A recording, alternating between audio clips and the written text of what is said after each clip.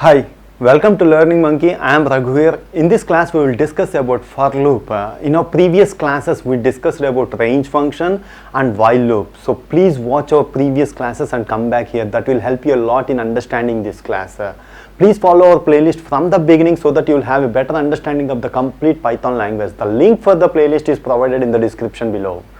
So coming to today's class, we will take some small examples for understanding the loop, how the loop executes. So we'll take very small examples. In our next class, we do some complex coding problems in our next coming two classes. So let's take an example and understand how for loop executes. For I in range of 6, this is the example. So what's this range function will do? It will generate a sequence of numbers from 0 to 5.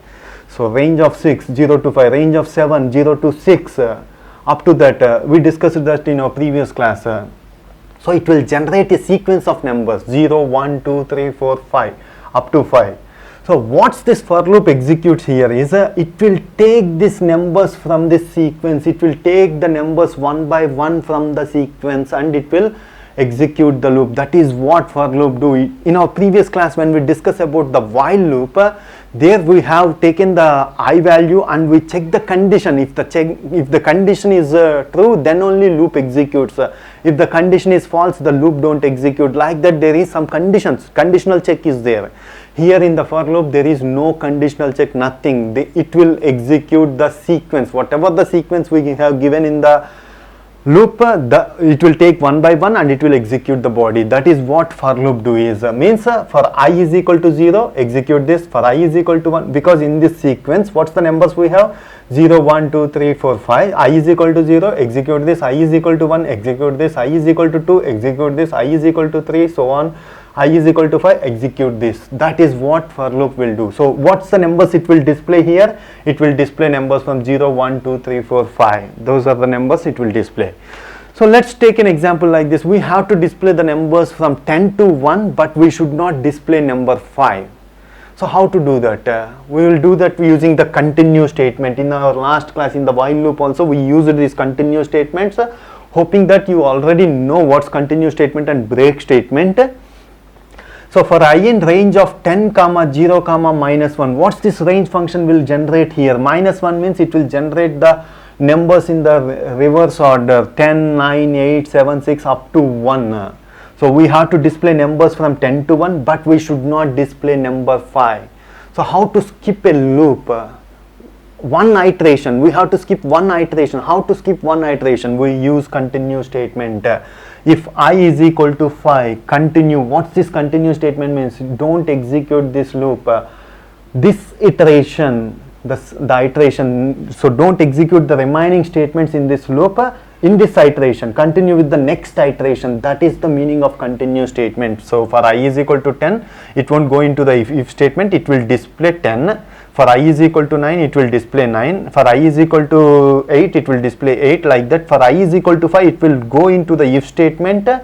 So that's why it will continue. So what's the meaning of continue means? Don't execute the remaining statements in this if loop. In this iteration, so it won't execute print statement. So that's why it will go into the next I is equal to 4 value. It will skip the displaying of a 5 value. That's the output we'll get. After completing all this loop, what will happen? It will continue executing the remaining statements, printf thank you. So what's the output for this program? 10, 9, 8, 7, 6, 5 will not be displayed, 4, 3, 2, 1, that's it. That's the output. The same way in our last class when we discussed the while loop, we are having the else statement. Whenever the condition false, we'll go into the else statement. The same way we'll have for loop with the else statement. Whenever the numbers are completed, it will go into the else part and display the code, whatever we have written. Here we have written it as a print else. So what's the output? The same program, it won't display 5, 10 to 1. So 10 to 1 will be displayed and else part will be displayed, then thank you. That is the output for this program. In place of continue, if you place it as break statement, it will stop executing the loop. means it will display only from 10 to 5. Break statement also we discussed in our previous class. Hoping that based on the assumption you already know about break statement, we are not writing any, we are not giving complete explanation on break statement. So it will break up to 10, 9, 8, 7, 6. After 5 it won't execute, it will come out of the loop and it will execute thank you. Okay, so now coming to the next statement which we have to discuss here is a pass statement. If there is nothing to execute, then we have to mention it as pass. So take an example, for I in range of 6, there is nothing to execute in this loop. That's why we have written it as a, we should not leave it as blank. Python will understand, when the Python compiler will understand is, if it is written as pass, there is nothing to execute. That is what the meaning of pass. When we have to use pass means when there is nothing to execute, we use pass. So here what happens is, for I in range of 6, it will iterate the loop, but there is nothing to execute in the loop. So I value is taken as 0, I value is taken as 1, 2, 3, so on up to 5. After coming out of this loop, there is nothing to execute. So after coming out of the loop, we are using the print statement. What's the I value now? 5. Because the loop executed, but there is nothing to execute in this. That's the meaning of it. So don't think that a loop will stop executing. Loop will execute, but there is nothing to do, execute, nothing to display or something, some work should not be done. Then we use the pass statement. Pass statement can be used not only in loops, we can use pass statement in if conditions, in functions, in class, all the things. In our next class, when I discuss the functions, we use the pass statement and we do some examples on the pass statement also. Let's take one more example on pass statement using if condition. Suppose if I want to display numbers from 1 to 9, so that's why a range of 1, 10 means it will generate a sequence of numbers from 1 to 1, 2, 3, so on up to 9.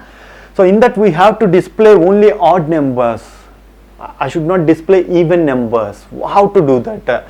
If I mod 2 is equal to 0, mod means divided by 2, remainder value will be displayed. So I mod 2 remainder value, if it is 0 equal to 0 means the number is divisible by 2. If the number is divisible by 2, that's an even number. That's an even number. Then pass. There is nothing to do. Else print I. So this is how we can use the pass statement in if else conditions, if conditions. So print I means it will, when the else part will be executed, if it is not divisible by 2 means odd number, then we will display it as a print I means we will display only the odd numbers. Print thank you. After completion of this loop, print thank you. The same way, next the important point we have to understand here is how nested loops execute. Loop within a loop, we call it as nested loop. The same way in our last classes when you discuss about if statements, nested if conditions, if within if we call it as a nested if. The same way loop within loop we call it as nested loop. How it will execute, that we have to understand, because most of the programs, most of the coding depends on nested loop. This is very, very important to understand. Let's take an example. We have to display numbers like this: 0 star 0, 0 star 1, 0 star 2, so on, 0 star 9. After that 1 star 0, 1 star 1, so on up to 9 star 9. This is what we have to display. So how to display it? Using nested loops. We can display it using nested loops. Let's take the loops like this. For I in range of 10. So what's this loop will do? It will execute for 10 times, 0, 1, 2, 3, 4, so on up to 9. It will take all the numbers from 0 to 9. So it will execute for 10 times. Each time, this is the loop inside this loop. So that's why we call it as nested loop. So for I is equal to 0, it will execute.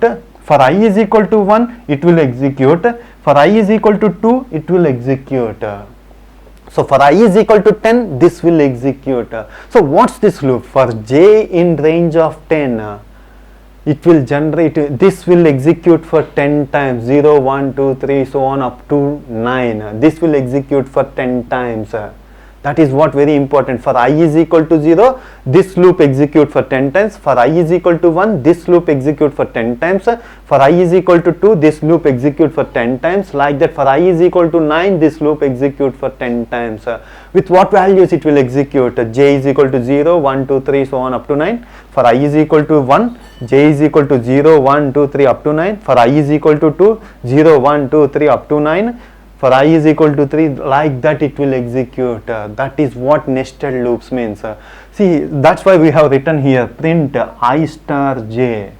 I star j, what's the value? For I is equal to 0, j, this loop will execute for 10 times. For what values it will execute? I is mentioned as 0, j changes 0, 1, 2, 3, 4, 5, 6 up to 9. So that's why we are displaying 0 star 0, 0, 1, 0, 2, so on 0, 9. So after completion of this, I is equal to 1. Again this will execute for 0 to 9. That's why 1 star 0, 1 star 1, 1 up to 9. Next 2 star I is equal to 2. This will again continue for 0 to 9. This is how nested loops will execute. You try a program to display the numbers from 999. We need a loop of loop within a loop within a loop.